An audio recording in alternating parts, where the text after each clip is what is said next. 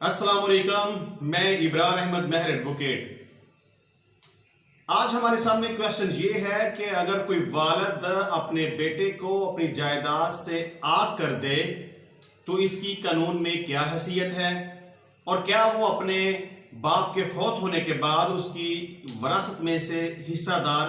ہو سکتا ہے کہ نہیں ہو سکتا۔ تو اس میں سب سے پہلی بات تو یہ ہے کہ کوئی بھی شخص اپنی اولاد کو کسی بھی وجہ سے، اس کی نافرمانی کی وجہ سے، اس کی بدتمیزی کی وجہ سے، اس کے کرمنل ہونے کی وجہ سے، مختلف مقدمات میں ملوث ہونے کی وجہ سے، یا کسی بھی وجہ سے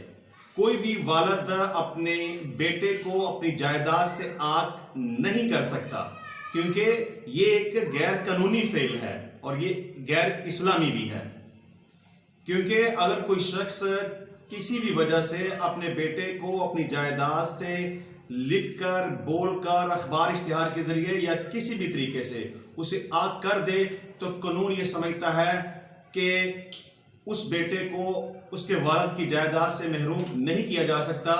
اگر اس کے والد کی ڈیتھ ہو جائے تو وراثت میں جس طرح دوسرے حصہ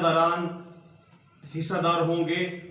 وہ بچہ، وہ بیٹا جس کو والد نے اپنی جائیداد سے عاق کیا ہوا ہے، وہ بھی اپنے والد کی جائیداد سے بالکل ویسے ہی حصہ دار ہوگا۔ تو